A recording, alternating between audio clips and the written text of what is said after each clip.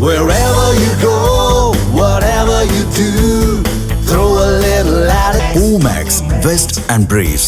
தீபாவளினா பளிச்சுன்னு ஞாபகத்துக்கு வர்றது பட்டு, பட்டாசு, பலகாரம். பலகாரம் நான் ஞாபகத்துக்கு வர்றது மந்த்ரா கடலை எண்ணெய். அபார ருசி, ஆரோக்கியமான உடல் நலம். தீபாவளி அன்னைக்கு மட்டும் இல்ல, என்னைக்குமே கிச்சன்ல இருக்க வேண்டியது மந்த்ரா கடலை எண்ணெய் தான்.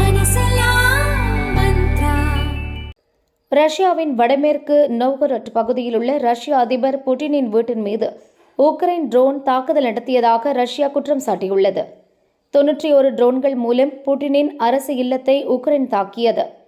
இந்த தாக்குதல் ரஷ்யாவின் அமைதி பேச்சுவார்த்தை நிலைப்பாட்டை பாதிக்கும் என ரஷ்ய செர்ஜி லாவ்ரோவ் கூறினார். புட்டினின் வீட்டை குறிவைத்த அனைத்து ட்ரோன்களையும் நடுவழியிலேயே வழிமறித்து சுட்டு வீழ்த்திவிட்டோம். இதில் யாருக்கும் காயமோ சேதமோ ஏற்படவில்லை என ரஷ்ய ராணுவம் தெரிவித்துள்ளது. ரஷ்யாவின் இந்த குற்றச்சாட்டை உக்ரைன் அதிபர் ஜெலன்ஸ்கி மறுத்துள்ளார். ரஷ்யா மீண்டும் தனது வேலையை துவங்கியுள்ளது.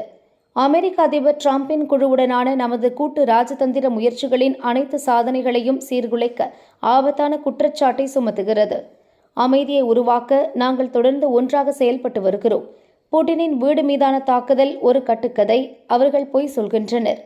எங்கள் மீதான தாக்குதல்களை நியாயப்படுத்தவும் போரை முடிவுக்கு கொண்டுவர தேவையான நடவடிக்கைகளை எடுக்க மறுப்பதை நியாயப்படுத்தவும் ரஷ்யா முயற்சிக்கிறது.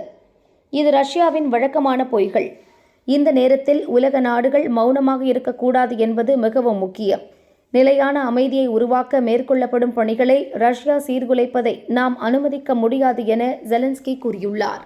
இதற்கிடையே உக்ரைன் தன் வீட்டை குறிவைத்து தாக்குதல் நடத்தியதாக அமெரிக்க அதிபர் டிரம்புக்கு போன் செய்து புட்டின் பேசினார். அமைதி பேச்சுவார்த்தை நடக்கும் நேரத்தில் உக்ரைன் இப்படி நடந்து கொள்வது கடும் விளைவுகளை ஏற்படுத்தும் என்று தனது கோபத்தை வெளிப்படுத்தினார். ட்ரம்ப் நெதன்யாகு செய்தியாளர்கள் சந்திப்பின் போது உக்ரைன் அட்டாக் பற்றி செய்தியாளர்கள் கேள்வி எழுப்பினர். அப்போதுதான் புட்டின் போன் செய்தது பற்றி ட்ரம்ப் பேசினார்.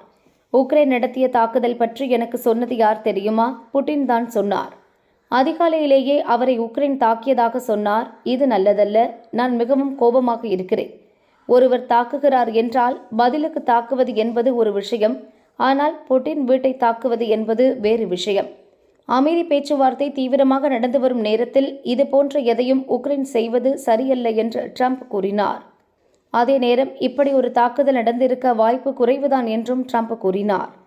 உக்ரைன் ரஷ்யா இடையே அமெரிக்க அதிபர் ட்ரம்ப் தீவிர பேச்சுவார்த்தை நடத்தி வரும் நிலையில் புட்டின் வீட்டை உக்ரைன் தாக்கியதாக ரஷ்யா வைத்திருக்கும் குற்றச்சாட்டு பரபரப்பை ஏற்படுத்தியுள்ளது.